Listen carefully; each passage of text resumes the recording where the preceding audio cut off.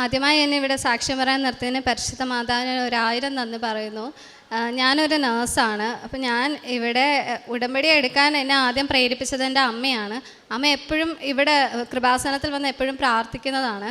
അപ്പം എനിക്കറിയത്തില്ല, ഇവിടെ വന്ന് ഇങ്ങനെ എല്ലാവർക്കും അനുഗ്രഹം കിട്ടുന്നുണ്ട്, എനിക്ക് കിട്ടുമോ ഇല്ലയോ അങ്ങനെയൊന്നും എനിക്ക് അറിയത്തില്ല. അപ്പം അമ്മയുടെ നിർബന്ധം കാരണം ഞാനിവിടെ 2021 മാർച്ച് 30 ഇവിടെ ആദ്യമായിട്ടൊന്ന് ഉടമ്പടി എടുത്തു. ആ ഉടമ്പടി എന്ന് പറഞ്ഞാൽ ഞാൻ ഒരിക്കലും ഒട്ടും പ്രാർത്ഥിച്ചൊരുങ്ങാതെയാണ് ഞാൻ ആ ഉടമ്പടി എടുക്കാൻ വന്നേ. ഞാനൊന്ന് കുമ്പസാരിക്കുകയോ ഒന്നും ചെയ്തില്ല. എന്നെ രാവിലെ എഴുന്നേൽപ്പിച്ച് ഇവിടെ കൊണ്ടുവന്ന് എന്നെ ഉടമ്പടി എടുക്കാൻ നിർത്തിയേക്കുക. അപ്പം ഞാനിങ്ങനെ ക്യൂവിലൊക്കെ ഇങ്ങനെ നിന്ന് ഞാനങ്ങ് മേളിൽ പോയി അച്ഛൻ്റെ ധ്യാനമൊക്കെ കേൾക്കുക. അപ്പോൾ ഇടയ്ക്കെപ്പോഴൊക്കെയോ ഞാൻ ഉറങ്ങിപ്പോകുന്നുണ്ട്. പക്ഷേ എനിക്ക് എങ്ങനെയും IELTS പാസ്സാവണമല്ലോ. അപ്പോൾ ഇവിടെ വന്ന് ഉടമ്പടി എടുത്താൽ കിട്ടുമെന്ന് ഞാനിങ്ങനെ അമ്മ അറിഞ്ഞതുകൊണ്ട് ഞാനിങ്ങനെ വന്നതാണ്. പക്ഷേ അതുകൊണ്ട് എൻ്റെ മാതാവ് ആ ഉടമ്പടി പാലിക്കാൻ എന്നെ അനുവദിച്ചില്ല. ഞാൻ രാവിലെ 5:30 എഴുന്നേറ്റ് പ്രാർത്ഥിക്കും. 5:30 പ്രാർത്ഥിക്കാൻ തുടങ്ങുമ്പോൾ തലകറങ്ങി താഴ്ത്ത് വീഴും. എന്ന് പറഞ്ഞാൽ കണ്ണിൽ മൊത്തം ഇരുട്ട് കയറിയിട്ട് വിറയ്ക്കുക, തലകറങ്ങി താഴ്ത്ത് വീഴും. അപ്പം വീട്ടിലെല്ലാവരും എഴുന്നേറ്റ് വരുമ്പം ഞാൻ ആ ഹോളിൽ കിടന്ന് ഉറങ്ങുമായിരിക്കും. പിറ്റേ ദിവസവും 5:30 എഴുന്നേക്കും, ഞാൻ ഉടമ്പടി പ്രാർത്ഥനയ്ക്ക് എഴുന്നേക്കും. പക്ഷെ ഞാൻ തലകറങ്ങി താഴ്ത്തി വീഴും. അങ്ങനെ മാതാവിന് പോലും ഇഷ്ടപ്പെട്ടില്ല ഞാൻ അങ്ങനെ വന്ന് ഒരുങ്ങാതെ വന്ന് ഉടമ്പടി എടുത്തിട്ട്. അങ്ങനെ ഞാൻ എങ്ങനെയോ ആ ഉടമ്പടി അതങ്ങ് പാലിക്കാതെ പോയി. അപ്പം എൻ്റെ കഴിവിനെ ഞാൻ ഒത്തിരി വിശ്വസിക്കുമായിരുന്നു. കാരണം എനിക്ക് സ്പീക്കിങ് നന്നായി പറയാൻ പറ്റും, അങ്ങനെയൊക്കെ എനിക്ക് ഇച്ചിരി അഹങ്കാരമൊക്കെ ഉണ്ടായിരുന്നു. അപ്പം ഞാൻ IELTS അങ്ങ് പഠിക്കുക. അപ്പം എല്ലാവരും പറയുന്നുണ്ട് നേഴ്സല്ലേ OET പഠിക്കുക. അപ്പം ഞാൻ പറഞ്ഞ എല്ലാവർക്കും പാടുള്ളത് ഞാൻ പഠിച്ച് പാസ്സായി കാണിക്കാം എന്ന് പറഞ്ഞാണ് ഞാൻ IELTS എടുത്ത് പഠിക്കാൻ തുടങ്ങിയത്. പഠിക്കാൻ തുടങ്ങിയപ്പോൾ എനിക്ക് മനസ്സിലായി ഇത് ഭയങ്കര പാടാണ്. പക്ഷേ എന്തെങ്കിലുമൊക്കെ ഒരു അത്ഭുതം നടന്നാലോ എന്ന് വിചാരിച്ച് ഞാൻ IELTS പഠിക്കുക. അങ്ങനെ പരീക്ഷ എഴുതി പഠിക്കുന്നതൊന്നുമല്ല, അവിടെ പോയി ഇരുന്ന് ചെയ്യുന്നതെല്ലാം മണ്ടത്തരമായിരിക്കും. ചോദിക്കുന്ന ക്വസ്റ്റ്യന് വേറെ എന്തെങ്കിലും essay ആയിരിക്കും എഴുതി വെക്കുന്നത്. അത് ശരിയാണെന്നും പറഞ്ഞ് വരും, വീട്ടിൽ വന്ന് നോക്കുമ്പോഴാണ് അതൊക്കെ തെറ്റാണെന്ന് മനസ്സിലാകും. അപ്പം ഓരോ പ്രാവശ്യവും റിസൾട്ട് നോക്കുമ്പം എൻ്റെ അമ്മയ്ക്ക് നല്ല വിശ്വാസമാണ്. അമ്മ ഇങ്ങനെ എപ്പോഴും പ്രാർത്ഥിക്കുന്നുണ്ട്. അമ്മ പറയും മോനെ നിനക്ക് കിട്ടും എന്ന് എന്നോട് ഇങ്ങനെ പറയും. റിസൾട്ട് നോക്കുമ്പോൾ കരഞ്ഞു പോയി ബോധം കെട്ട് താഴ്ത്തി വീഴും. ഇതങ്ങ് കണ്ടിന്യൂസ് ആയി 3 പ്രാവശ്യം ഞാൻ IELTS എഴുതി. എൻ്റെ അഹങ്കാരത്തിൻ്റെ പുറത്ത് 3 പ്രാവശ്യം എഴുതി. 3 പ്രാവശ്യം ഞാൻ തോക്കുക. അപ്പോൾ എനിക്കിനി മനസ്സിലായി ഇത്രയൊക്കെ പരാജയപ്പെട്ടിട്ടും എന്തുകൊണ്ടാണ് ഞാൻ മാതാവിൻ്റെ അടുത്ത് പിന്നെയും തിരിച്ച് വരാഞ്ഞ്. അങ്ങനെ ഒരു ദിവസം ഇങ്ങനെ ഞാൻ യൂട്യൂബിലെ വീഡിയോസ് കാണുന്ന കൂട്ടത്തിൽ ഞാനൊരു കൊച്ചിൻ്റെ സാക്ഷ്യം ഇങ്ങനെ കേട്ടു. ഉടമ്പടി പാലിക്കാതെ ഇരുന്നിട്ട് 2ാമത് ഉടമ്പടി പുതുക്കി കൃത്യതയോടെ എല്ലാം ചെയ്ത് മാതാവിൻ്റെ അടുത്ത് പ്രാർത്ഥിച്ചൊരുങ്ങി പരീക്ഷ പാസ്സായിരുന്നു. അപ്പം ഞാൻ വിചാരിച്ചു എൻ്റെ തെറ്റുമൊക്കെ ഒന്ന് തിരുത്തി ഒന്ന് പ്രാർത്ഥിച്ചൊരുങ്ങാം. അങ്ങനെ ഞാൻ ഒക്ടോബർ 30 ഇവിടെ വന്നിട്ട് ഞാൻ ആദ്യം ഇവിടെ വന്നിട്ട് കുമ്പസാരിക്കുന്ന എവിടെയാണെന്നാണ് ചോദിച്ചത്. ഞാനൊന്ന് നല്ലപോലെ ഒന്ന് കുമ്പസാരിച്ച് ഒരുങ്ങി ഞാൻ അങ്ങനെ ഉടമ്പടി പുതുക്കാൻ വേണ്ടി ചെന്നു. ഉടമ്പടിയിൽ ഇങ്ങനെ നമുക്കിങ്ങനെ മാർക്ക് ഇടുമല്ലോ, ഇങ്ങനെ നമ്മൾ ആദ്യത്തെ ഉടമ്പടിയിൽ ചെയ്ത കാര്യങ്ങൾ എനിക്കെല്ലാം 2 മാർക്കാണ്. എന്നുവെച്ചാൽ അത് ലീസ്റ്റ് സ്കോറാണ്. അപ്പം ഞാനതും കൊണ്ട് ഉടമ്പടി സൈൻ ചെയ്യുന്ന കൗൺസിലറിൻ്റെ അടുത്ത് ചെന്നപ്പോഴത്തേക്കും ആ കൗൺസിലർ പറഞ്ഞു എൻ്റെ മോളെ ഉടമ്പടി എടുത്തിട്ട് ഇങ്ങനെയൊക്കെ ചെയ്യുകയാണെങ്കിൽ നിൻ്റെ പ്രാർത്ഥന ചേമ്പലയിൽ വെള്ളമൊഴിച്ച പോലെ ആവരുത് എന്ന് പറഞ്ഞ് എന്നെ അവരുടെ മുന്നിൽ ഇങ്ങനെ പറഞ്ഞപ്പോൾ എനിക്കാകെ അങ്ങ് വിഷമമായി. അപ്പോൾ ഞാൻ ഇങ്ങനെ മനസ്സിൽ പറഞ്ഞു ഇല്ല ഇപ്രാവശ്യത്തെ ഉടമ്പടി എന്തായാലും ചേമ്പലയിലെ വെള്ളം പോലെ ആവത്തില്ല. ഞാൻ അടുത്ത പ്രാവശ്യം ഞാൻ പുതുക്കാൻ വരുമ്പം എല്ലാത്തിനും 5 സ്കോർ എനിക്ക് കിട്ടും. ഞാൻ കൃത്യമായി കുമ്പസാരിക്കും, കുർബാനയ്ക്ക് പോകും, അതൊക്കെ ഞാൻ 5 മേടിക്കും എന്ന് ഉറച്ച് ഞാൻ ഇവിടെ ഒന്ന് മാതാവിനോട് കരഞ്ഞ് പ്രാർത്ഥിച്ചിട്ട് ഞാൻ പറഞ്ഞു മാതാവ് ഞാൻ OET പഠിക്കാൻ പോകുക. എനിക്കറിയത്തില്ല ഇനി ഇത് പാസ്സാവുമെന്ന്. കാരണം 3 എക്സാം ഞാൻ തോറ്റതാണല്ലോ IELTS. അപ്പം ഞാൻ ഇനി ഒന്ന് OET പഠിക്കാം. മാതാവ് എന്നെ ഒന്ന് ജയിപ്പിക്കണം മാതാവ്. ഞാൻ 1.5 വർഷമായില്ലേ മാതാവേ ഞാൻ ഇങ്ങനെ നടന്ന് ഞാൻ രാപ്പകലില്ലാതെ പഠിക്കുമല്ലേ മാതാവേ, ഒന്ന് എൻ്റെ പ്രാർത്ഥന കേൾക്കണേ എന്ന് പറഞ്ഞിട്ട് ഞാനൊരു ഇൻസ്റ്റിറ്റ്യൂട്ടൊക്കെ തപ്പി കണ്ടുപിടിച്ച് ഞാൻ അങ്ങനെ പഠിക്കാൻ ചേർന്നു. 2 മാസം ഞാൻ പഠിച്ചു നല്ലോണം പക്ഷേ പണ്ടൊക്കെ ഞാൻ പഠിച്ചിട്ട് ഇങ്ങനെ തല മരവിച്ചിരിക്കുന്ന പോലെ തോന്നുമ്പം ഞാനിരുന്ന് ഇൻസ്റ്റഗ്രാമിലൊക്കെ വീഡിയോസ് കണ്ട് ഒന്ന് എൻ്റർടൈമായിട്ട് അടുത്തത് പഠിക്കാൻ പോകും. അങ്ങനെയാണ്. പക്ഷെ ഇപ്രാവശ്യം ഞാൻ അങ്ങനെയല്ല ചെയ്തത്. ഞാൻ പഠിച്ചുകൊണ്ടിരിക്കുമ്പോൾ ബോറടിക്കുമ്പം ഞാൻ പോയിട്ട് സാക്ഷ്യം കേട്ട് ഞാൻ പിന്നെയും സാക്ഷ്യം കേട്ട് പിന്നെ എനിക്ക് ഉണർവാകും. അപ്പം ഞാൻ പിന്നെയും പഠിക്കും. അങ്ങനെ രാവിലെ 5:30 പ്രത്യക്ഷീകരണം കഴിഞ്ഞാൽ പഠിക്കാനിരിക്കുന്ന ഞാൻ വൈകിട്ട് കിടക്കുന്ന ഇവിടുത്തെ പ്രാർത്ഥന ചൊല്ലി തീർന്നാലും ഇവിടെ കിടക്കുന്നവരെ ഞാൻ പഠിക്കുന്നതിൻ്റെ ഇടയിൽ ഞാൻ സാക്ഷ്യം കേൾക്കും. ഒരു ദിവസം ഞാൻ ഒരു 10-15 സാക്ഷ്യമെങ്കിലും വെച്ച് ഞാൻ ഈ പഠിക്കുന്നതിൻ്റെ ഇടയിൽ കേൾക്കുമായിരുന്നു. അങ്ങനെ ഞാൻ പ്രാർത്ഥിച്ചൊരുങ്ങി. ഞാൻ ഇതുപോലെ പ്രാർത്ഥിച്ചൊരുങ്ങിയ ഒരു എക്സാം ഞാൻ ഇന്നേ വരെ എഴുതിയിട്ടില്ല. ഞാനങ്ങനെ പ്രാർത്ഥിച്ചൊരുങ്ങി ഞാൻ ഇവിടെ വന്ന് ഹോൾ ടിക്കറ്റ് ഞാൻ വെഞ്ചരിച്ചപ്പം എനിക്ക് അച്ഛനെ കാണാൻ പറ്റി. അച്ഛനെ കാണാൻ വന്നപ്പം ഒരു ചേച്ചി 14 പ്രാവശ്യം മോയിച്ച് എഴുതി പാസ്സാവാതെ നിന്നിട്ട് ഇവിടെ അച്ഛനെ കാണാൻ വന്നതുകൊണ്ടായിരുന്നു. അപ്പം ഞാനത് ആ ചേച്ചി പറയുന്ന കേട്ടപ്പോൾ എനിക്ക് അങ്ങ് കരച്ചിൽ വന്നു. ആ ചേച്ചി ഇങ്ങനെ വിങ്ങി പൊട്ടി അച്ഛനോട് ഇങ്ങനെ കഥകൾ പറയാം. അപ്പം എനിക്ക് അങ്ങനെ വിഷമം വന്നിട്ട് ഞാൻ എനിക്ക് വേണ്ടി പ്രാർത്ഥിക്കാതെ ആ ചേച്ചിക്ക് പ്രാർത്ഥിച്ചു. കാരണം ഞാനും ആ ചേച്ചി ഒരേ ഡേറ്റാണ് എടുത്തേക്കുന്നത്, December 2. അത് മാതാവിനോട് പ്രാർത്ഥിച്ച് ഞാൻ എടുത്ത ഡേറ്റ്. അപ്പം ഞാൻ പറഞ്ഞു, മാതാവേ ഇനി ആ ചേച്ചീനെ ഒന്ന് പരീക്ഷയ്ക്ക്, ഇനി ആ ചേച്ചീനെ 15ാമത്തെ വട്ടം ഇനി എഴുതിപ്പിക്കല്ലേ മാതാവേ എന്ന് ഞാൻ ഇവിടെ മുട്ടുകുത്തിന്ന് ആ ചേച്ചിക്ക് വേണ്ടിയാണ് ഞാൻ പ്രാർത്ഥിച്ചത്. അച്ഛൻ്റെ അടുത്ത് വന്ന് പ്രാർത്ഥിച്ച് അച്ഛനേക്ക് കാശ് രൂപമൊക്കെ വന്നിട്ട് പറഞ്ഞു, പോയി രക്ഷപ്പെടും മക്കളെ എന്ന് പറഞ്ഞു. അപ്പം ഞാൻ അമ്മയോട് പോയി ഇങ്ങനെ പറഞ്ഞു, അമ്മേ അച്ഛൻ തലയിൽ കൈവച്ചൊക്കെ പ്രാർത്ഥിച്ചിട്ടുണ്ട്. അപ്പം അമ്മ ചോദിച്ചു, മോനെ അച്ഛൻ പറഞ്ഞോ സാക്ഷ്യം പറയാൻ വരണമെന്ന് പറഞ്ഞു എന്ന് ചോദിച്ചു. ഞാൻ പറഞ്ഞില്ല, അങ്ങനെയൊന്നും പറഞ്ഞില്ല, പോയി രക്ഷപ്പെടാൻ പറഞ്ഞു. അമ്മ പറഞ്ഞു, അത് മതിയല്ലോ, അച്ഛൻ രക്ഷപ്പെടാൻ പറഞ്ഞെങ്കിൽ പിന്നെ എന്നാ, നമുക്ക് പരീക്ഷയ്ക്ക് മാതാവിനെ വിളിച്ചുകൊണ്ട് പോകാം, മാതാവ് വരുമെന്ന് പറഞ്ഞു. അപ്പം ഞങ്ങളുടെ വീട്ടിൽ ഞാൻ എപ്പോഴും പ്രത്യക്ഷീകരണം ഇങ്ങനെ കാണാതെ പഠിച്ച് അമ്മയെ കൊണ്ട് പഠിപ്പിക്കുമായിരുന്നു. കാരണം എപ്പോഴും അത് ചൊല്ലിക്കൊണ്ട് നടക്കാൻ വേണ്ടി അത് ഞാൻ ഈ വിശ്വാസ പ്രമാണം പോലെ കാണാതെ പഠിച്ചിട്ടുണ്ട്. അപ്പോൾ എനിക്കിങ്ങനെ പഠിക്കുന്നതുകൊണ്ട് പെട്ടെന്ന് കാണാതെ പഠിക്കാൻ പറ്റും. അപ്പോൾ അമ്മയ്ക്ക് അത് പറ്റത്തില്ല. അപ്പോൾ അപ്പനെ ഞാനിങ്ങനെ ഓരോ പണിഷ്മെൻറ്റ് കൊടുത്ത് ഇങ്ങനെ പ്രാർത്ഥിച്ചാൽ മാതാവ് കേൾക്കത്തില്ല, മൊത്തം കാണാതെ ചൊല്ല. അങ്ങനെ അമ്മേനെ വഴക്ക് പറയിപ്പിച്ച് ഞാൻ പ്രത്യക്ഷീകരണം അമ്മേനെ കൊണ്ടും കാണാതെ പഠിപ്പിച്ചു, ഞാനും പഠിച്ചു. അപ്പം ഞങ്ങൾ നടക്കുന്ന വഴി ഇരിക്കുന്ന വഴിയൊക്കെ ഈ പ്രത്യക്ഷീകരണം മാത്രമേ ചൊല്ലാറുള്ളൂ. അപ്പം പരീക്ഷയ്ക്ക് പോകുമ്പോൾ ഞാൻ മാതാവിനെ വിളിച്ച് പ്രാർത്ഥിച്ചിട്ട് ഞാനൊന്നും പഠിക്കുന്നില്ല, ഞാൻ പ്രത്യക്ഷീകരണം മാത്രം ചൊല്ലിക്കോളാന്ന് പറഞ്ഞ് ഞാൻ കയ്യിൽ ഈ കാശുരൂപവും പിടിച്ച് പ്രത്യക്ഷീകരണം ചൊല്ലി എനിക്ക് മൂവാറ്റുപുഴയിലെ എക്സാം, ഞാൻ അവിടെ വരെ പ്രത്യക്ഷീകരണം ചൊല്ലിപ്പോയി. അവിടെ ചെന്ന് ഞങ്ങൾ ആ എക്സാം സെൻറ്ററിന് ചുറ്റും നടന്ന് പ്രാർത്ഥിച്ച് ഞാൻ കുറേ സാക്ഷ്യത്തെ കേട്ടിട്ടുണ്ട്. എക്സാം സെൻറ്ററിൽ ഉപ്പിട്ട് പ്രാർത്ഥിച്ചിട്ട് പിന്നെ ഇനി എക്സാമിൽ സെൻറ്ററിൽ വരത്തരുതേ, എന്നെ എക്സാം പാസ്സാക്കണേന്ന് പറഞ്ഞ് പോയവരൊക്കെ പാസ്സായിട്ടുണ്ട്. അപ്പം ഞാനും അതേപോലെ വിശ്വസിച്ച് എക്സാം സെൻറ്ററിന് ചുറ്റും ഞാൻ ഉപ്പ് വിതറി. അപ്പം ഞാൻ അമ്മയോട് പറഞ്ഞു, അമ്മ എനിക്ക് ഏറ്റവും പാടുള്ള പരീക്ഷയാണ് 3 എന്തെന്ന് പറയുന്നത്, ലിസണിങ്, റീഡിങ്, റൈറ്റിങ്. അപ്പം അമ്മ ഓരോ മണിക്കൂറും പ്രത്യക്ഷീകരണം ചൊല്ലിയിട്ട് അമ്മ എനിക്ക് വേണ്ടി ഉപ്പ് കഴിക്കണേ അമ്മയെന്ന് ഞാൻ പറഞ്ഞിട്ടാണ് ഞാൻ എക്സാം ഹാളിൽ കയറിയതും. അപ്പം ഇവർ സെർച്ച് ചെയ്യുമല്ലോ നമ്മുടെ കയ്യിൽ എന്തെങ്കിലുമൊക്കെ ഉണ്ടോയെന്നറിയാം. അപ്പം ഞാൻ എൻ്റെ കട്ടറിനകത്ത് ഇവിടുത്തെ ഉപ്പ് ഞാൻ കട്ടറിൽ ഒളിപ്പിച്ച് വെച്ചായിരുന്നു. കാരണം എക്സാം ഹാളിൽ ഇരിക്കുമ്പം എനിക്ക് പേപ്പറിലൊക്കെ ഉപ്പ് എഴുതാനാണ് എനിക്ക് വിശ്വാസമാണ് മാതാവിനെ രക്ഷിക്കും. അങ്ങനെ ഞാൻ പോയിരുന്നു. അപ്പം ലിസണിങ് എനിക്ക് ഏറ്റവും എളുപ്പമാണ്. കാരണം എനിക്കെപ്പോഴും ലിസണിങ് വീട്ടിൽ ചെയ്യുമ്പോൾ നല്ല മാർക്ക് കിട്ടാറുണ്ട്. അപ്പം ഞാനങ്ങ് സന്തോഷത്തോടെ ലിസണിങ് എക്സാം എഴുതാൻ തുടങ്ങി. ഞാൻ എല്ലാം കേട്ടു.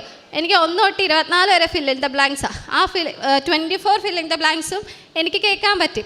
അപ്പം ഞാൻ സന്തോഷിച്ചു. പക്ഷേ തൊട്ടടുത്തുള്ള ആൻസർ വിട്ടു പോകാതിരിക്കാൻ എല്ലാം ഷോർട്ട് ഫോമാണ് എഴുതിയേക്കുന്നത്. കാരണം അവസാനം 2 മിനിറ്റ് അവർ തരുമല്ലോ, അത് തൂത്തിട്ട് നമുക്ക് വൃത്തിയായിട്ട് സ്പെല്ലിംഗ് മിസ്റ്റേക്ക് ഇല്ലാതൊക്കെ എഴുതാം. ആ ഒരു ചിന്തയിൽ ഞാൻ എല്ലാം ഷോർട്ട് ഫോം എഴുതി. കാരണം ഒരു ആൻസർ പോലും വിടരുത്. അങ്ങനെ ഞാൻ എല്ലാം എഴുതി. പിന്നെ ബാക്കി 20 ക്വസ്റ്റ്യൻ ബബിൾ ചെയ്യണം. അപ്പോൾ ബബിൾ ചെയ്യാൻ വേണ്ടി ഇരിക്കുമ്പം ഫുൾ ബബിൾ ചെയ്താൽ മാത്രമേ നമുക്ക് കമ്പ്യൂട്ടർ വാലുവേഷൻ നമുക്ക് അപ്രൂവ് ആവത്തുള്ളൂ. അപ്പം ഞാൻ 34 ഇത് ആൻസർ കറക്റ്റ് ആയിരിക്കാം. അപ്പം ഞാൻ പകുതി ബബിൾ ചെയ്തിട്ട് അടുത്തതിലേക്ക് പോകും. കാരണം ഒന്നും വിടരില്ലെന്നുള്ള ഒരു ആഗ്രഹം കൊണ്ട്. അങ്ങനെ 2 മിനിറ്റിൽ ഞാൻ തൂത്ത് തുടച്ചെല്ലാം എഴുതി വന്നപ്പം സമയം കഴിഞ്ഞെന്ന് പറഞ്ഞാൽ അവരെന്നെ നിന്ന് പേപ്പർ മേടിച്ചിട്ടുണ്ടേ. ബാക്കി 12 ക്വസ്റ്റ്യൻസ് ഷോർട്ട് ഫോം എഴുതിയത് വായിക്കാനും പറ്റിയില്ല, പുറകിൽ എഴുതിയിരിക്കുന്നത് ബബിളിക്ക് കറപ്പിക്കാനും പറ്റിയില്ല ഒന്നും കൂടെ. അപ്പം എനിക്ക് ഉറപ്പായി വല്ല 12 മാർക്ക് വല്ലതും കിട്ടുമായിരിക്കും. 42-ൽ 30 വേണം എനിക്ക് B കിട്ടാൻ. അപ്പം ഞാൻ ഇങ്ങനെ സാധാരണ എക്സാമുകളൊക്കെ എഴുതുമ്പം ആദ്യത്തെ എക്സാം കൊളയായി പോയാൽ ഞാനിരുന്ന് അങ്ങ് കരയും, അങ്ങ് വെപ്രാളപ്പെടും. പിന്നെ എഴുതുന്നതെല്ലാം തെറ്റായിരിക്കും. അപ്പം ഞാനിങ്ങനെ വെപ്രാളപ്പെടാൻ വേണ്ടി ഇങ്ങനെ വന്നപ്പോഴത്തേക്ക് എന്നോട് മനസ്സിരുന്ന് ആരാ പറയാം, എന്തിനാ പേടിക്കുന്നത്, മാതാവുണ്ടല്ലോ, ഞാൻ അടുത്ത എക്സാം അടുത്ത എക്സാം പേടിക്കണ്ട, ഞാനില്ലേ കൂടെ എന്ന് ആരും ഇങ്ങനെ ഇരുന്ന് പറഞ്ഞോണ്ടിരിക്കുക. അപ്പം ഞാനോർത്ത് ശരിയാ, ഞാൻ എന്തിനാ പേടിക്കുന്നത്, അയാൾ പേപ്പർ മേടിച്ചുകൊണ്ട് വേണേ പോട്ടെ, അടുത്ത റീഡിംഗ് അല്ലേ, 15 മിനിറ്റിൽ 20 ക്വസ്റ്റ്യൻ എഴുതണം. ഇന്നേ വരെ ഞാൻ 15 മിനിറ്റിൽ 20 ക്വസ്റ്റ്യൻ്റെ ആൻസർ 4 പാസേജിൽ നിന്ന് കണ്ടുപിടിച്ചിട്ടില്ല. എപ്പോഴും എനിക്ക് സമയം ഇനിയും എക്സ്ട്രാ വേണം. അപ്പോൾ ഒരു പേപ്പർ കൊണ്ടു. അപ്പം ഞാനിങ്ങനെ പ്രാർത്ഥിച്ച്, മാതാവേ വരുന്നത് എന്ത് പാടാണേലും എനിക്ക് പറഞ്ഞു തരണേ, എനിക്കൊന്നും അറിയത്തില്ല റീഡിങ്. അപ്പം റീഡിങ് എപ്പോഴും ടഫാണ് എല്ലാവർക്കും വരാറ്. അപ്പം അങ്ങനെ വന്നു. അപ്പം ഞാൻ 20 ക്വസ്റ്റ്യൻ 7 മിനിറ്റ് ഞാൻ കംപ്ലീറ്റ് ചെയ്തു. എങ്ങനെ കംപ്ലീറ്റ് ചെയ്തതെന്ന് എനിക്കറിയത്തില്ല. ഞാൻ നോക്കുന്നിടത്ത് എനിക്ക് ആൻസർ മാതാവ് കാണിച്ചു തരുന്നുണ്ട്. ഞാൻ ഒന്നിൻ്റെ ആൻസർ എന്ന് പറഞ്ഞിട്ട് ക്വസ്റ്റ്യൻ മനസ്സിലാവില്ല. പെട്ടെന്ന് നോക്കുമ്പം ഒന്നിൻ്റെ ആൻസർ ഇതാണെന്ന് ആരോ എനിക്ക് പറഞ്ഞു തരാം. Fill in the blanks. ഞാൻ പെട്ടെന്ന് അത് എഴുതുക. ഹാൻഡ് റൈറ്റിംഗ് ഒന്നും നോക്കുന്നില്ല. റണ്ണിങ് ലെറ്റേഴ്സിൽ അങ്ങ് എഴുതി പോവുക. 7 മിനിറ്റ് കഴിഞ്ഞു. രണ്ടാമത്തെ ക്രോസ് ചെക്ക് ചെയ്യാൻ കിട്ടി. പിന്നെ ബി പാർട്ടും ABC എന്തൊക്കെയോ ഞാൻ കർപ്പിക്കുന്നുണ്ട്. എനിക്കതൊന്നും വായിച്ചിട്ട് മനസ്സിലാവുന്ന പോലും ഇല്ല. അങ്ങനെ അതെല്ലാം കഴിഞ്ഞ് റൈറ്റിംഗ് തുടങ്ങിയപ്പം ആകെ 45 മിനിറ്റേ ഉള്ളൂ. അതിൽ 15 മിനിറ്റ് ഞാൻ ചിന്തിക്കുക, ക്വസ്റ്റ്യൻ എന്താണെന്ന് എനിക്ക് മനസ്സിലാവുന്നില്ല, എന്ത് ലെറ്ററാണെന്ന് എനിക്ക് മനസ്സിലാവുന്നില്ല. എല്ലാവരും എഴുതി. ഇനിയപ്പോൾ അവിടെ അനൗൺസ്മെൻറ്റ് വന്നു, ഇനി 15 മിനിറ്റും കൂടെ ബാക്കിയുള്ളൂ. അപ്പം ഞാൻ മാതാവിനോട് എന്തെങ്കിലും എനിക്ക് ഈ പേപ്പറിൽ എഴുതാനൊന്ന് പറഞ്ഞു താ മാതാവേ, ലെറ്റർ ഞാൻ എന്തെങ്കിലും എഴുതിക്കോട്ടെ. അപ്പോൾ 300 വേർഡ്സ് എനിക്ക് എഴുതണം. അപ്പം ഞാൻ സാധാരണ ഞാൻ വീട്ടിൽ പ്രാക്ടീസ് ചെയ്യുമ്പം എനിക്ക് ഏറ്റവും കോൺഫിഡൻസ് ഉള്ളത് റൈറ്റിങ്ങാണ്. ഞാൻ നന്നായിട്ട് എഴുതാറുണ്ടെന്ന് ഇങ്ങനെ പറഞ്ഞു കേൾക്കാറുണ്ട് എൻ്റെ ട്യൂട്ടേഴ്സ്. അപ്പം ഞാൻ ആ ഒരു സന്തോഷത്തിലാണ് തുടങ്ങിയത്. പക്ഷേ എനിക്ക് പെൻസിൽ എനിക്ക് നീങ്ങുന്നില്ല എഴുതാനായിട്ട്. അപ്പം ഞാനിങ്ങനെ പ്രാർത്ഥിച്ചപ്പം എനിക്ക് എന്തൊക്കെയോ എന്തോ ഞാൻ എഴുതി. പക്ഷേ അതൊന്നും ശരിയാണെന്ന് അറിയില്ല. വെറും 1/2 പേജ് മാത്രമേ ഞാൻ എഴുതിയുള്ളൂ. ബാക്കി ഇപ്പുറത്തെ പേജ് വെറുതെ കൊടുക്കണ്ടേന്ന് വിചാരിച്ചിട്ട് ചുമ്മാ അവിടെ യുവേഴ്സ് ഫെയ്ത്ത്ഫുള്ളി താങ്ക് യു എന്നൊക്കെ പറഞ്ഞിട്ട് തന്ന അഡ്രസ്സൊക്കെ തന്നെ അങ്ങ് എഴുതുക, രജിസ്റ്റേർഡ് നഴ്സ് എന്നൊക്കെ പറഞ്ഞിട്ട്. എന്നിട്ട് ഞാനങ്ങ് വിഷമിച്ച് കൊടുത്ത്. അപ്പം ഇനി എനിക്ക് സ്പീക്കിങ് 4:30 ടൈം കിട്ടിയേക്കുന്നത്. ആ 4:30 വരെ ഞാൻ 1 മണിക്ക് എക്സാം കഴിഞ്ഞാൽ 4:30 വരെ ഹാളിൽ വെയിറ്റ് ചെയ്തിരിക്കണം നമ്മുടെ പേര് വിളിക്കുന്നത് വരെ. അപ്പം ആ സമയത്ത് പിള്ളേരൊക്കെ ഇങ്ങനെ പറയുന്നുണ്ട് ആൻസർ അങ്ങനെയല്ലേ, ലെറ്റർ എഴുതിയത് ഇങ്ങനെയല്ലേ. അപ്പം ഞാനിങ്ങനെ ഓർക്കാം, ദൈവമേ ഇതൊന്നുമല്ല ഞാൻ എഴുതിയത്, എനിക്ക് അറിയാൻ മേല ഞാൻ എഴുതിയതൊക്കെ ശരിയാണോ എന്ന് എനിക്കറിയത്തില്ല, ഞാൻ ഇനി എന്ത് ചെയ്യും. അപ്പം ഞാൻ ഇങ്ങനെ മനസ്സ് വിചാരിച്ചു, സാരമില്ല മാതാവ് നോക്കിക്കോളൂ. ലിസണിങ്ങിനെ പറ്റി എനിക്ക് ആലോചിക്കാൻ കാരണം എന്തെങ്കിലും എഴുതിയാലല്ലേ ജയിക്കത്തുള്ളൂ. അപ്പം ഞാനിങ്ങനെ വിചാരിക്കും ഒരു വരവ് കൂടി ഇനി വരേണ്ടി വരുമായിരിക്കും. അപ്പം എൻ്റെ അടുത്ത് 2 പിള്ളേർ ഇങ്ങനെ വിഷമിക്കുന്നുണ്ട്. അപ്പം ഞാൻ ഈ കാശുരൂപമൊക്കെ കാണിച്ചിട്ട് കൃപാസനത്തെ പറ്റി അറിയാവോ, അങ്ങനെ ഒരു മാതാവുണ്ട്, മാതാവിനോട് പ്രാർത്ഥിച്ചാൽ എന്തും കിട്ടും, സാക്ഷ്യങ്ങളൊക്കെ കേൾക്കാറുണ്ടോ. പിന്നെ ഞാൻ ഈ കൃപാസനത്തെ പറ്റി അവരോട് പറയുന്നത്. ആ ബാക്കിയുള്ള 3 മണിക്കൂർ ഇങ്ങനെ എല്ലാവരും ഡിസ്കഷനാണ് സ്പീക്കിങ്ങിനെ പറ്റിയൊക്കെ. ഞങ്ങൾക്ക് പറയാനൊന്നും ഇല്ലാത്തതുകൊണ്ട് ഞങ്ങളിങ്ങനെ ആദ്യമായിട്ട് കാണുമല്ലേ, ഞാൻ കൃപാസനത്തെ പറ്റിയായി പറയുന്നത് മൊത്തം. ഞാൻ എന്നിട്ട് ഒത്തിരി സാക്ഷ്യങ്ങളെപ്പറ്റി പറയുകയൊക്കെ ചെയ്തു. അപ്പം ഞാൻ പണ്ടെപ്പോഴോ സാക്ഷ്യങ്ങൾ കാണുന്ന കൂട്ടത്തിൽ ഞാനിങ്ങനെ കേട്ടിട്ടുണ്ട്. എക്സാമിന് പോയപ്പോൾ ആ കൊച്ച് പ്രാർത്ഥിച്ചായിരുന്നു, എനിക്ക് മാതാവിനെ തന്നെ ഇൻ്റർലൊക്യൂട്ടറായിട്ട് കിട്ടണേ, റോസ്മേരി എന്നൊക്കെ പേര് ഉള്ളൊരു മാതാവിനെ കിട്ടണേ, അങ്ങനെയൊക്കെ ആ കൊച്ചിങ്ങനെ പറയുന്നുണ്ട്. അപ്പം ആ സാക്ഷ്യം കേട്ടപ്പോൾ ഞാൻ വെറുതെ മനസ്സ് വിചാരിച്ചു എനിക്കും മാതാവിനെ തന്നെ കിട്ടണം ഇൻ്റർലൊക്യൂട്ടറായിട്ട്. അപ്പോൾ റോസ്മേരി എന്ന് പേരുള്ള മാതാവിനെ തന്നെ എനിക്കും വേണമെന്ന് പറഞ്ഞു. അങ്ങനെ ഞാൻ എക്സാം അപ്പോൾ എൻ്റെ പേര് വിളിച്ചു 4:30. അപ്പോൾ ഞാൻ എൻ്റെ റൂം തുറന്നപ്പോൾ തന്നെ സാധാരണയൊക്കെ IELTSന് പോകുമ്പം റൂം തുറക്കുമ്പോൾ വലിയ ആൾക്കാരൊക്കെ ഇരിക്കുന്നത്, ഇവരൊക്കെ കാണുമ്പോൾ എൻ്റെ കൈയും കാലും അങ്ങ് വിറയ്ക്കും. ഞാൻ പഠിച്ചു വെച്ചിരിക്കുന്ന പോലും അവിടെ ചെന്നാൽ മര്യാദക്ക് പറയത്തില്ല. ഫോറിനേഴ്സും ഹിന്ദിക്കാരും ഒക്കെ എനിക്ക് കിട്ടുന്നത്. ഇപ്രാവശ്യം വാതിൽ തുറന്നപ്പം എന്നേലും ചെറുതായിട്ടിരിക്കുന്ന ഒരു കൊച്ച് ചിരിച്ചുകൊണ്ടിരിക്കുക. അപ്പം ഞാൻ ദൈവമേ ഇതാണോ OETയുടെ ഒക്കെ ഇൻ്റർലൊക്യൂട്ടർ. അപ്പം എനിക്ക് സന്തോഷം. ഞാനങ്ങ് കയറി ചെന്ന് അവിടെ ഇരുന്നിട്ട് അപ്പോൾ കൊച്ചു പറഞ്ഞു മൈ നെയിം ഈസ് റോസ്മേരി എന്ന്.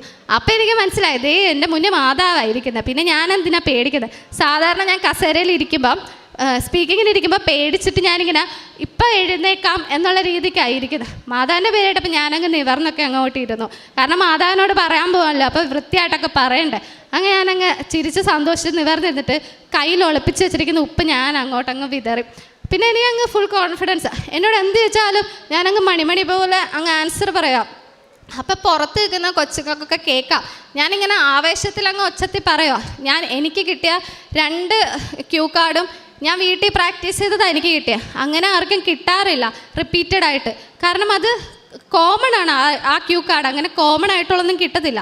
എനിക്ക് കോമൺ ആയിട്ടുള്ളതാണ് 2 എണ്ണവും കിട്ടിയത്. അതുകൊണ്ട് എനിക്ക് 3 മിനിറ്റ് പ്രിപ്പറേഷനൊന്നും വേണ്ട. കാരണം അതെനിക്ക് പച്ചവെള്ളം പോലെ അറിയാം. എന്ത് ആ ക്യൂ കാർഡിൽ നിന്ന് ചോദിച്ചാൽ എനിക്ക് പറയാൻ അറിയാം. ഞാനതങ്ങ് പറയാം. പിന്നെ എൻ്റെ ഒരു പ്രശ്നം ക്യൂ കാർഡ് 5 മിനിറ്റ് തീർക്കണം. 5 മിനിറ്റ് ആയോ ഇല്ലയോ എന്ന് എനിക്കിങ്ങനെ പറഞ്ഞുകൊണ്ടിരിക്കുമ്പോൾ ചിന്ത വരുമ്പം ഞാൻ നിർത്തിക്കളയും. അപ്പം എനിക്ക് വിക്ക് വരും ഇങ്ങനെ പറഞ്ഞുകൊണ്ടിരിക്കുമ്പോൾ. ഇനി എന്ത് പറയണമെന്ന് ഞാൻ ഇങ്ങനെ വിൽക്കും. പക്ഷേ എൻ്റെ മുന്നിൽ ഇരുന്ന ആ മാതാവ് എനിക്ക് 5 മിനിറ്റ് ആവാറായെന്ന് എനിക്കിങ്ങനെ ടൈം തിരിച്ചിട്ട് 5 ആവാറായിട്ടോ ഇപ്പം നിർത്തണം എന്നുള്ള രീതിയിൽ കണ്ണുകൊണ്ട് ഇങ്ങനെ കാണിക്കും. അപ്പോൾ ഞാൻ മനസ്സിലായി. അപ്പം ഞാൻ കറക്റ്റ് 5 മിനിറ്റ് നിർത്തും. പിന്നെ അടുത്ത ക്യൂ കാർഡും 5 മിനിറ്റ് നിർത്തും. എന്നിട്ട് താങ്ക് യു നന്നായി പറഞ്ഞു എന്നൊക്കെ അവർ എന്നോട് പറഞ്ഞ് എന്നെ വിട്ടു. ഞാൻ പുറത്തിറങ്ങിയപ്പം എൻ്റെ ദൈവം എനിക്കറിയത്തില്ല, ഞാനൊരു വലിയൊരു മഴ പെയ്തിട്ട് ഞാൻ അത് കൊണ്ടിട്ട് വന്ന പോലത്തെ ഒരു സമാധാനമായിരുന്നു. പരീക്ഷയൊക്കെ കഴിഞ്ഞു. പുറത്തിറങ്ങി പറഞ്ഞു, നന്നായി പറഞ്ഞല്ലോ, ഞങ്ങളൊക്കെ കേട്ടല്ലോ. അപ്പം ഞാൻ പറഞ്ഞു, എനിക്കതൊന്നും ഓർമ്മയില്ല, എന്നോടൊന്നും ചോദിക്കരുത്, എനിക്ക് എൻ്റെ കൂടെ മാതാവ് ഉണ്ടായിരുന്നതുകൊണ്ട് ഞാൻ എന്തൊക്കെയോ പറഞ്ഞു എന്നിങ്ങനെ പറഞ്ഞ് ഞാൻ ഇരിക്കും. അപ്പോഴും എൻ്റെ അമ്മ ഉപവസിച്ച് പുറത്ത് കൃപാസനത്തിൻ്റെ ബുക്കും പിടിച്ചിരിക്കുക. അപ്പം അമ്മയെ കാണുന്നവരൊക്കെ അമ്മയുടെ അടുത്ത് വന്നിട്ട് ഞങ്ങൾക്കും വേണ്ടി പ്രാർത്ഥിക്കണേ എന്നൊക്കെ ഇങ്ങനെ പറയുന്നുണ്ട്. അമ്മയാണെങ്കിൽ ഒരു ഭാഗം കഴിക്കത്തില്ല, ഓരോ മണിക്കൂറും അമ്മ ഈ ഉപ്പ് കഴിച്ചുകൊണ്ടായിരിക്കുന്നത് എനിക്ക് വേണ്ടിയിട്ട്. അങ്ങനെ ഞങ്ങൾ എക്സാം കഴിഞ്ഞ് വീട്ടിലെത്തിയപ്പം ഞാൻ ഇങ്ങനെ മനസ്സ് വിചാരിക്കുക, ഇത്രയും വലിയൊരു എക്സാം അല്ലേ കഴിഞ്ഞ, എന്നിട്ട് ഞാൻ ഇത്രയും മണ്ടത്തരം എല്ലാ പ്രാവശ്യത്തെയും പോലെ അവിടെ പോയി കാണിച്ചിട്ടുണ്ട്. 2 മിനിറ്റ് സമയമൊന്നും നോക്കാതെ ആൻസറൊന്നും എഴുതാതിരുന്ന്. ഇനിയും ഞാൻ രണ്ടാമതൊരു എക്സാം എഴുതാൻ പോകണമല്ലോ മാതാവേ, എന്നെ ഇനി അനുവദിക്കല്ലേ എന്ന് പറഞ്ഞ് ഞാൻ എന്നും മുടങ്ങാതെ പ്രാർത്ഥിക്കും. എൻ്റെ ആത്മീയജീവിതത്തിൽ ഒത്തിരി വ്യത്യാസം വന്നായിരുന്നു ഉടമ്പടി എടുത്തതിന് ശേഷം. അപ്പം ഞാൻ എന്നും കുർബാനയ്ക്ക് പോകും, ഞാൻ അരമണിക്കൂർ ബൈബിൾ വായിക്കും, കുടുംബ പ്രാർത്ഥന മുടങ്ങാതെ ചൊല്ലും. ഞാൻ എപ്പോഴും സാക്ഷ്യം കഴിയും, ഞാനിങ്ങനെ പ്രാർത്ഥിച്ചുകൊണ്ടേയിരിക്കാം. ഈ കൊന്ത എൻ്റെ കയ്യിൽ നിന്ന് ഞാൻ മാറ്റിയിട്ടില്ല. അപ്പം OETയുടെ പോർട്ടലിൽ അവർ ഡേറ്റ് ഇട്ടിട്ടുണ്ട്. ക്രിസ്മസ് ഒക്കെ ആയതുകൊണ്ട് എക്സാം റിസൾട്ട് ജനുവരി 9 വരത്തുള്ളൂ. അപ്പോൾ ഞാൻ ഇങ്ങനെ മനസ്സ് വിചാരിക്കുക, ഇനിയിപ്പോൾ ഈ എക്സാം തോറ്റാൽ ഇനി ജനുവരി 9 റിസൾട്ട് വന്നിട്ട് ഇനി അടുത്ത എക്സാമിന് ബുക്ക് ചെയ്ത് ഇനി എഴുതുമ്പോൾ പിന്നെയും ഒത്തിരി സമയം പോകുക. എനിക്കാണെങ്കിൽ 1.5 വർഷം കഴിഞ്ഞു ഞാൻ ജോലി ചെയ്യാതെ നിൽക്കുന്നത്. ഇതെങ്കിലും ഒന്ന് പാസ്സായാലേ എന്തെങ്കിലും പ്രോസസ്സിങ് തുടങ്ങിയേക്കാൻ പറ്റത്തുള്ളൂ, അല്ലെ ഞാൻ പിന്നെയും ഒന്നും കൂടെ എക്സ്പീരിയൻസ് എടുക്കണം. ഞാനപ്പം ആകെ വിഷമിച്ചു. അങ്ങനെ വിഷമിച്ച സമയത്ത് ഞാനിപ്പോൾ ഇങ്ങനെ പറഞ്ഞു, എനിക്ക് ക്രിസ്മസ് സമാനമായിട്ട് ഈ ഡിസംബർ 25 മുന്നേ മാതാവിൻ്റെ റിസൾട്ട് തരണം.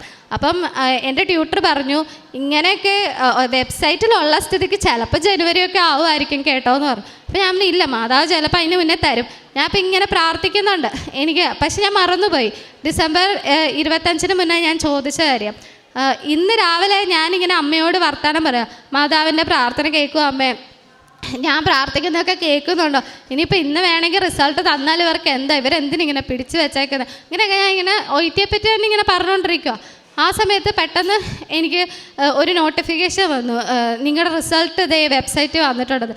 എനിക്ക് തലകറങ്ങിയിട്ട് മേലെ എൻ്റെ കണ്ണിലൊക്കെ ഇരുട്ട് കയറുക. ഞാനാണെങ്കിൽ പ്രത്യക്ഷീകരണം ചൊല്ലിക്കൊണ്ടിരിക്കുക, ഇടയ്ക്ക് വെച്ച് തെറ്റിയും പോകുന്നു. അപ്പോൾ ഞാൻ ഓർത്ത് പ്രത്യക്ഷീകരണം തെറ്റിയാൽ ഇനി ചിലപ്പോൾ മാതാവ് അനുഗ്രഹിക്കത്തില്ലായിരിക്കും, ഇപ്പോൾ റിസൾട്ട് നോക്കുമ്പോഴത്തേക്കും എനിക്ക് വേറെ എന്തെങ്കിലും ആയിരിക്കും, എനിക്കൊന്നും കാണാൻ മേല. എൻ്റെ റിസൾട്ട് ഓപ്പൺ ചെയ്ത് എൻ്റെ മുന്നിൽ വെച്ചേക്കുക, എനിക്ക് കണ്ടിട്ട് മനസ്സിലാകുന്നില്ല. കാരണം ഇതുവരെ പാസ്സായ റിസൾട്ട് ഞാൻ നോക്കിയിട്ടില്ല, എപ്പോഴും തോറ്റ റിസൾട്ട് മാത്രമേ നോക്കിയിട്ടുള്ളൂ. അതുകൊണ്ട് ജയിച്ചോ ഇല്ലയോ എന്ന് മനസ്സിലാവുന്നില്ല. ഞാനിങ്ങനെ നോക്കിയിട്ട് ഞാനിങ്ങനെ അമ്മയെന്ന് വിളിച്ചു. അപ്പോൾ അമ്മ വിചാരിച്ചു 3 പ്രാവശ്യം തോറ്റാണല്ലോ, അപ്പോൾ 3 പ്രാവശ്യവും തലയിറങ്ങി വീഴും. അപ്പോൾ അങ്ങനെ പിടിക്കാൻ കയ്യും പിടിച്ച് നിൽക്കുക എൻ്റെ പുറകിൽ, എന്തുണ്ടേലും സഹിക്കുമോനോ എന്ന് പറഞ്ഞോട്ട്. ഞാൻ അപ്പോഴത്തേക്കും ഇല്ലമ്മേ ഞാൻ ജയിച്ചു. ഞങ്ങൾക്ക് എന്തുവാ നടക്കുന്നതെന്ന് പോലും മനസ്സിലാകുന്നില്ല. ഞാൻ ഒന്നും എഴുതാത്ത ലിസണിങ് എനിക്ക് 360 കിട്ടി, എനിക്ക് B കിട്ടി. എനിക്ക് റൈറ്റിങ് ഞാൻ മാതാവിനോട് ചോദിച്ചിട്ട് എഴുതിയ വെറും 1/2 പേജ് എഴുതിയത് 360. ഞാൻ എന്തെഴുതിയിട്ടാന്ന് എനിക്കറിയത്തില്ല, എനിക്ക് B ഗ്രേഡ് തന്നു. സ്പീക്കിങ് മാതാവിനോട് സംസാരിച്ചുകൊണ്ട് മാതാവ് എനിക്ക് 380 തന്നു, എല്ലാം B. എനിക്ക് റീഡിങ് മാത്രം C+. എന്നാലും എനിക്ക് അയർലൻഡിൽ പോകാം. ഞാൻ പണ്ടെപ്പോഴും അയർലൻഡിൽ പോകണമെന്ന് ഇങ്ങനെ ആഗ്രഹിച്ചു നടന്നു. മാതാവ് അത് കേട്ടായിരുന്നു. അതുകൊണ്ട് മാതാവ് എനിക്ക് അയർലൻഡ് സ്കോർ നൽകി അനുഗ്രഹിച്ചു. ഞാൻ ഇത്രയും സമയം ഞാൻ ഒരു വെള്ളം പോലും കഴിച്ചിട്ടില്ല. ഞാൻ സാക്ഷ്യം പറഞ്ഞിട്ടേ ഞാൻ എന്തെങ്കിലും കഴിക്കുമോ എന്ന് ഞാനിങ്ങനെ സാക്ഷ്യത്തിൽ ഞാൻ പറഞ്ഞിട്ടുണ്ട്. ഞാൻ ഇങ്ങനെ കേൾക്കുന്ന ഓരോ സാക്ഷ്യം എന്നെ അത്രയും ടച്ച് ചെയ്യുന്നുണ്ടായിരുന്നു. അപ്പം ഞാൻ ഇവിടെ സാക്ഷ്യം പറഞ്ഞിട്ട് ഞാൻ ഭക്ഷണം കഴിക്കത്തുള്ളൂ. ഞാൻ അതാ ഇവിടെ വന്നേക്കുന്നത്. ഇവിടെ എനിക്ക് ഏറ്റവും കിട്ടിയ അനുഗ്രഹം എന്ന് പറഞ്ഞാൽ എനിക്ക് എൻ്റെ ഓപ്പോസിറ്റ് വരുന്ന ഒരാൾ എനിക്ക് പരിചയമില്ലെങ്കിൽ ഞാൻ അവരോട് മിണ്ടത്തില്ല. എനിക്ക് ഭയങ്കര പേടിയാണ് പരിചയമില്ലാത്ത ആൾക്കാരോട് മിണ്ടാൻ. ഇങ്ങനെ ഒരു സ്റ്റേജിലൊക്കെ നിന്ന് സംസാരിക്കാൻ ഞാനങ്ങ് വിറയ്ക്കുന്ന കൊച്ചാണ്. ഞാനപ്പം ഈ പത്രം കൊണ്ട് നടക്കുമ്പം എന്തും പറഞ്ഞ് കൊടുക്കും, എനിക്ക് നാണവാണ്. ഞാൻ അതുകൊണ്ടാണ് ആദ്യത്തെ ഉടമ്പടിയിൽ പത്രം എൻ്റെ വീട്ടിലിരുന്ന് പോയത്. ഞാൻ രണ്ടാമത് ഉടമ്പടിയിൽ 3 കെട്ട് പത്രം മേടിച്ചു. ഞാൻ എന്നിട്ട് ഈ ആലപ്പുഴ ടൗണിൽ കൂടെ നടന്ന് ഓരോ കടകളും കയറി ഇറങ്ങി. എനിക്ക് ആ സമയത്ത് നാണമൊന്നുമില്ല. ഞാൻ ഓടി നടന്ന് പത്രം കൊടുത്തിട്ട് പറഞ്ഞു, ഇത് വെച്ച് പ്രാർത്ഥിക്കണം, കൃപാസന അമ്മ കൂടെ വരും. ഓട്ടോ ചേട്ടന്മാരുടെ കൈ കൊടുത്തിട്ട് പറയും, ഇത് വണ്ടിയിലൊക്കെ വെക്കണം, അപകടമൊന്നും ഉണ്ടാകത്തില്ല.